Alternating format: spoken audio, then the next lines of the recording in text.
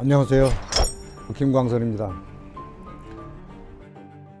양자 기술, 미래 사회를 바꿀 수 있는 게임 체인저라고 할 수 있는 이 양자 기술은 지금 세계적으로 엄청나게 지금 빨리 변하고 있고, 특히 미국과 중국이 앞장서서 유럽도 같이 이렇게 진행하고 쫓아가고 있지만, 특히 그 중국과 미국이 굉장히 앞장서서 이 양자 역학을 이용한, 양자 기술을 이용한 특히 양자 컴퓨터 이쪽 분야에 엄청난 투자를 하고 있다. 미국 같은 경우에는 뭐 IBM이라든가 뭐 구글이라든가 이런 민간 영역에서 연구를 활발히 하고 있을 뿐만이 아니라 정부에서도 지난 4년간 약 28억 달러, 우리나라 돈으로 얘기하면 3.5조 원의 그런 국가 예산이 연방정부 예산이 들어가고 있고, 중국 같은 경우에는 2018년부터 지난 5년 동안 약 1,000억 위엔, 이게 이제 한 17조 원이 됩니다. 17조 원의 엄청난 투자를 하고 있는 게 또 중국입니다. 우리나라에서도 금년에 2023년도에 약 1,000억 원의 예산을 편성을 해서 984억 원을 예산으로 편성을 해서 금년 한 해에만 양자 컴퓨터, 뭐 양자 센서, 양자 통신, 이 양자 기술의 또 연구와 또는 뭐 응용, 상용화 부분에 그러한 투자할 계획입니다.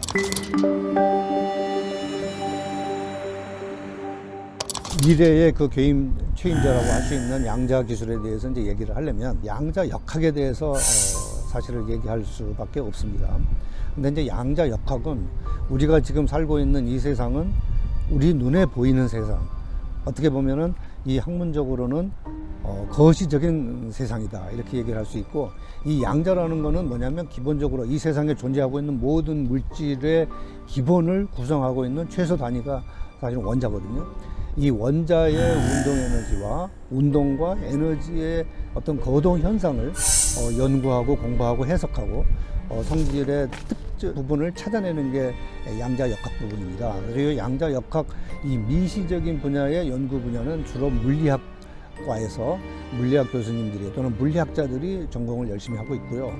이 공학자들은 우리 뭐 기계공학, 전기공학, 화학공학, 뭐 토목공학, 이런 건축공학, 이런 공학적인 그 분야에서의 공학자들은 이 순수과학, 이런 미시적인 분야에서 나와 있는 기초과학의 이론을 잘 응용을 해서 적용을 해서 우리 거시적인 현재의 우리 실생활에 적용하는 역할을 하는 게 이제 공학자입니다. 물리학과에서 물리학자로서 이 분야를 수십 년 동안 연구하신 분들도 사실은 양자 역학에 대한 기본적인 현상을 이해하기가 어렵다, 이렇게 얘기를 하거든요. 그 미국의 리처드 페이만이라는 분도 본인이 양자 역학에 바탕을 둔 양자 컴퓨터를 고안을 하고 실질적으로 개발을 하고 있는 분이 말씀하시기를, 양자 역학을 제대로 이해하는 분은 이 세상에 없다, 이제 이런 정도로 양자 역학을 제대로 이해하는 게 어렵다, 이렇게 보는데, 그러면 이제 양자 역학을 이해를 하려면 저희가 고전 역학과 양자 역학의 차이를 좀 알아야 됩니다. 이 고전 역학은 우리 실생활에서 일어나고 있는 그런 모든 물질의 거동 상태를 얘기하는 게 이제 고전 역학이고요. 뭐 클래시컬 다이나믹스 또는 뭐 클래시컬 메카닉스 이렇게 얘기를 하고요. 그 다음에 이제 양자 역학은 뭐 퀀텀 메카닉스, 오늘 우리 미시적인 관점에서의 과학적인 관찰을 한다, 이제 이런 개념이기 때문에 미시적인 분야와 거시적인 분야의 세상은 좀 다릅니다. 이 미시적인 과학, 거시적인 과학은 완전히 눈에 보이느냐 안 보이느냐 이 관계이기 때문에 거시적인 사회에서 지배하고 있는 방정식, 미시적인 과학, 미시적인 세상에서의 지배 방정식, 그런 원리는 사실은 완전히 다릅니다. 다르기 때문에 거시적인 관점에서 미시적인 것을 봐도 맞지 않고, 또 미시적인 관점에서 거시적인 관점을 보는 것도 사실은 어떤 부분에서는 적용되지 않는 부분도 있거든요. 그러나 이제 이거를 합쳐서 이 세상이 이루어져 있다, 자연과학이 이루어졌다, 이렇게 이제 보시면 될 것 같고요. 고전 역학을 보면은 우리가 잘 알고 있는 뭐 갈릴레이의 지동설, 그 다음에 아이작 뉴턴의 운동의 법칙, 그리고 전기 같은 경우에는 게오르크 옴과 같은 전기의 옴의 법칙, 이런 것들은 다 우리가 눈에 보이는 이런 법칙들이 쭉 나왔거든요. 랭킨 사이클이라든가 랭킨 같은 분들, 물리학자라든가 그다음에 뭐 켈빈과 같은 사람이라든가 이런 분들은 이제 에너지를 연구하신 분들이고 1800년에 이제 거의 이제 고전 역학이 시작한 지 한 300년 후에 그때가 한 1800년대가 되거든요. 19세기. 그때 이제 사실은 퀀텀 미케닉스와 같은 이 물질의 기본 단위가 뭐냐? 원자다. 원자는 도대체 어떤 성질을 가지고 있느냐? 이제 이런 거를 연구하게 되거든요. 그런 연구하게 된 이제 대표적인 분이 알버트 아인슈타인이라든가 어니스트 러더퍼드라든가 닐스 보어의 원자의 그 궤도 이론이라든가 이런 분들이 쭉 연구를 하면서 이 그 양자 역학의 기본적인 이론을 계속 찾게 됩니다. 그다음에 막스 플랑크의 이번에 이제 에너지 연력학적인 그러니까 마이크로 세계에서 연력학, 마이크로 세계의 원자의 운동 법칙 이런 것들을 쭉 연구하시면서 그쪽에 이제 이론들이 사실은 정립해 가는 게 1800년대와 1900년대 요때에 이제 이 정립이 쭉 돼갑니다. 이제 거기에서 이 양자를 가지고 이제 새로운 이론들이 계속 발견이 되고 있는데 이제 그 중에 가장 중요한 특징이 뭐냐면 양자의 특성 중에 양자는 이제 질량을 가지고 있으니까 하나의 질량이다라고 이제 하는 그런 내용은 그 전부터 쭉 정립이 됐는데 양자가 이제 파동이다. 이 파동이라는 걸 가지고 상당히 서로 이제 이 물리학자들 간에 이제 여러 가지 그 의견이 이제 갈라지면서 뭐 코펜하겐 학파, 뭐 아이작 뉴턴의 학파, 뭐 이렇게 해서 이제 여러 가지 방정식들이 나오는데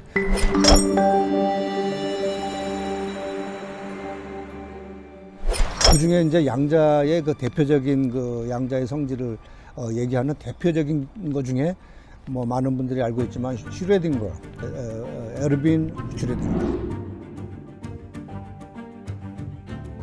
사실은 이 파동 방정식을 유도를 해서 슈레딩거 방정식을 이렇게 유도해낸 것으로 이제 유명하신 분인데 이 슈레딩거 방정식은 슈레딩거 자체적인 독자적으로 방정식이 나온 게 아니고 그 전에 이제 막스 플랑크의 그 에너지 방정식이나 여러 사람들이 얘기한 그런 이론들을 바탕으로 해서 이 파동 방정식을 만들어냅니다. 그러니까 양자는 질량이면서도 파동이다. 이제 그런 것들이 또 에너지와 연결해서 만든 방정식이거든요. 근데 이런 분들은 이 파동 방정식을 가정했던 이런 그 에르빈 슈레딩거 같은 경우에는 양자의 현재 지금 얘기하고 있는 그런 어떤 효과가 있는데 이 효과가 뭐냐면 양자가 이제 질량이다, 에너지다. 여기까지는 서로 이해가 됐는데 양자가 파동을 가지고 간섭 현상을 일으킨다. 그러니까 중첩 현상을 일으킨다. 양자는 중첩 현상을 일으킨다. 그 다음에 양자의 성질 중에 얽힘 현상이라는 게 있어요. 인탱글, 얽힘 현상이라는 게 있고 중첩은 슈퍼포지션. 얘를 전자가 하나인데 두 개처럼 보인다. 이제 이런 것들이 이제 중첩 현상이고 중첩 이론과 얽힘 이론. 이 중첩 이론과 얽힘 이론을 동시에 사용할 수 있는 그걸 갖다 이제 비트라 그러는데 그걸 광비트라고 합니다. 양자 비트 또는 큐비트. 우리가 디지털 컴퓨터에서는 제로와 원을 갖다 처리해 주는 트랜지스터 역할을 집접화시켜 가지고 동시에 수백 개 뭐 수십만 개의 그런 그 트랜지스터가 이제 회로에 집적이 돼서 제로와 원을 가지고 우리가 실생활에서 일어나고 있는 여러 가지 현상을 처리해주는 컴퓨터가 현재의 디지털 컴퓨터라면 중첩 현상과 얽힘 현상을 활용하는 그러한 비트 이거를 우리는 퀀텀 비트 그러니까 약해서 큐비트 이렇게 얘기를 하거든요. 양자 비트 이렇게 얘기하는데 이 양자 비트를 기존에 있는 디지털 컴퓨터에 사용하는 이 제로와 원을 사용하는 비트 대신에 양자 비트를 사용하는 이제 그런 컴퓨터 하는 거죠.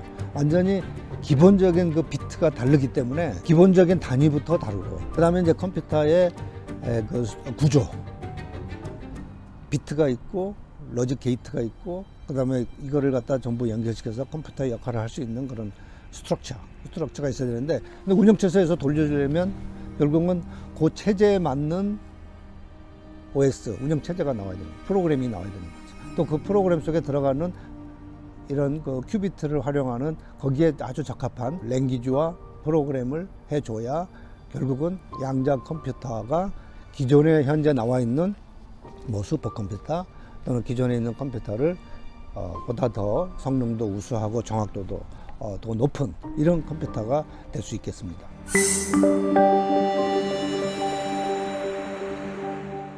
그래서 양자 컴퓨터의 이제 핵심은 아까 뭐 제가 큐비트도 얘기하고 로직 게이트도 얘기하고 스트럭처도 얘기하고 프로그램도 얘기했지만 이 중에서 가장 중요한 것은 큐비트입니다. 큐비트가 이제 양자 역학의 이론을 원리를 사용한 비트거든요. 그럼 큐비트는 뭐냐? 기존에 있는 비트는 잘 아시지만 제로와 원이라는 이 디지털 바이너리 비트, 바이너리 비트를 이제 바이너리 디지트를 비트라고 하는데 이 큐비트는 제로와 원도 있지만 중첩의 이론과 얽힘의 이론이 적용이 되면 결국은 0도 아니고 1도 아닌 상태, 이 상태를 또 나타내주는 또 다른 역할을 하는 거거든요. 그러면 0이면서 1이면서 0도 아니고 1이 아닌 그 상태를 처리해 줄 수 있는 기본 단위가 큐비트인데 이 큐비트를 만들어내는 게 굉장히 어려운 거죠. 그래서 그럼에도 불구하고 사실 미국이나 중국 같은 경우에는 또 우리나라도 큐비트를 많이 만들어내고 있어요. 기본적으로 이런 그 스타트업 컴퍼니에서 큐비트를 만들어내서 성공한 그런 경우도 있고 또 미국에서도 보면은 이 큐비트를 활용을 해서 실질적으로 양자 컴퓨터를 만들어서 시연도 몇 년, 3, 4년 전에 사실은 했습니다. 구글에서도 했고, 최근에 IBM에서도 했고. 그럼 이 큐비트는 우리가 이제 비트에 해당이 되는데, 우리가 비트 같은 경우에는 뭐 8비트다. 그러면은 이 8비트가 0, 1, 1, 뭐 1, 1, 제로로 이렇게 구성되는 8비트가 있지만, 큐비트 하나가 제로 될 수 있고, 원도 될 수 있고, 제로와 원을 양가 같이 이렇게 존재할 수 있는 것도 되는 게 큐비트거든요. 그리고 이 큐비트가 그런 중첩 현상을 가지고 있으면서 큐비트가 하나 있고 또 다른 큐비트가 하나 있으면 이 큐비트 간에 서로 그 양자 역학의 원리에 의해서 서로 간섭을 하는 거예요. 영향을 미치는 거예요. 그래서 서로 같이 또 연계가 돼서 이제 작동이 되기 때문에 그런 그 기술 큐비트가 정확하게 제로와 원과 또는 원과 제로 사이에 있는 그런 시그널을 그러한 그 뭐 에너지로 측정을 하든 시그널을 측정하든 그거를 명확하게 측정을 해줘야 그 큐비트 역할을 하는 거거든요.